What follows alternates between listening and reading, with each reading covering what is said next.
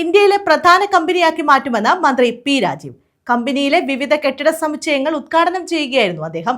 KMML മലിനീകരണവുമായി ബന്ധപ്പെട്ട പോണ്ടിൽ സൂക്ഷിച്ചിട്ടുള്ള iron oxide നീക്കം ചെയ്യാൻ മാസ്റ്റർ പ്ലാനിന്റെ അടിസ്ഥാനത്തിലുള്ള പദ്ധതി ഓഗസ്റ്റിൽ കമ്മീഷൻ ചെയ്യും.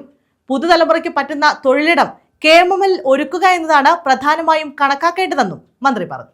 നിലവിലെ പോലെ മുന്നോട്ട് പോയാൽ 10-15 വർഷത്തിനുള്ളിൽ രാജ്യത്തെ ഏറ്റവും പ്രധാനപ്പെട്ട ക്രിട്ടിക്കൽ മിനറൽ കേന്ദ്രമായി കൊല്ലത്തെ മാറ്റാൻ കഴിയുമെന്ന് മന്ത്രി പി രാജീവ്. KMML വിവിധ കെട്ടിട സമുച്ചയങ്ങളുടെ ഉദ്ഘാടനം നിർവഹിക്കുകയായിരുന്നു അദ്ദേഹം.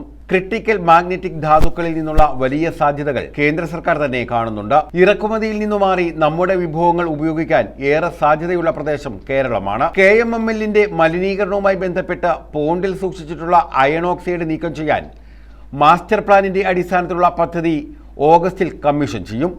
ഉപയോഗിക്കാതെ കെട്ടിക്കിടക്കുന്ന മോണോസൈറ്റ് എങ്ങനെ ഉപയോഗിക്കാമെന്നതിൻ്റെ പൈലറ്റ് പദ്ധതിയിലേക്ക് കടക്കുകയാണ്. പുതുതലമുറയ്ക്ക് പറ്റുന്ന തൊഴിലിടം KMML ഒരുക്കുക എന്നതാണ് പ്രധാനമായി കണക്കാക്കേണ്ടത്. പൊതുമേഖലയെ സർക്കാർ ഫെസിലിറ്റേറ്റ് ചെയ്താൽ മതിയെന്ന മുൻ പ്രതിപക്ഷ നേതാവിൻ്റെ അഭിപ്രായത്തോട് യോജിപ്പില്ലെന്നും കേരളത്തിലെ ഭൂരിപക്ഷം പൊതുമേഖലയും ലാഭകരമാണെന്നും മന്ത്രി പറഞ്ഞു. സർക്കാരിന്റെ കാഴ്ചപ്പാട് വളരെ വ്യക്തമാണ്. ഒരു ഇരുണ്ട കാലത്തിന്റെ പൊതുമേഖലയെ വിറ്റഴിക്കുന്നതല്ല ഞങ്ങളുടെ സമീപനം. പൊതുമേഖലയെ ശക്തിപ്പെടുത്തുക, മത്സരക്ഷമമാക്കുക, ലാഭകരമാക്കുക. ഇപ്പൊ കഴിഞ്ഞ ദിവസം നമ്മുടെ വളരെ പ്രധാനപ്പെട്ട ഒരാൾ തന്നെ പറയുക കേട്ടു, ഗവൺമെന്റിന്റെ ചുമതലയല്ല ഈ പേപ്പർ കമ്പനിയൊക്കെ നടത്തുക എന്ന് പ്രധാനപ്പെട്ട ഒരു നിയമസഭാ സാമാജികൻ മുൻ മന്ത്രി തന്നെ പറയുകയുണ്ടായി. ഗവൺമെന്റ് എന്തിനാ ഈ പേപ്പർ മില്ലൊക്കെ നടത്തുന്നത് എന്നുവെച്ചാൽ അത് കാഴ്ചപ്പാടാണ്. ഗവൺമെന്റ് പിന്നെ KMML നടത്തുന്നത്, ഗവൺമെന്റ് പിന്നെ മറ്റ് സ്ഥാപനങ്ങൾ നടത്തുന്നത്, ഗവൺമെന്റ് ഫെസിലിറ്റേറ്റ് ചെയ്താൽ മതി എന്ന് മുൻ പ്രതിപക്ഷ നേതാവ് പ്രകടിപ്പിച്ചൊരു അഭിപ്രായമുണ്ട്. ഞങ്ങൾ അതിനോട് യോജിക്കുന്നവരല്ല. പൊതുമേഖലയെ ഡിപ്പാർട്ട്മെന്റ് പോലെ ആകണം എന്ന കാഴ്ചപ്പാടിനോട് ഞങ്ങൾക്ക് യോജിപ്പില്ല. പൊതുമേഖല മത്സരക്ഷമമാക്കി, ശക്തിപ്പെടുത്തി, മത്സരക്ഷമമാക്കി ലാഭകരമാക്കുക.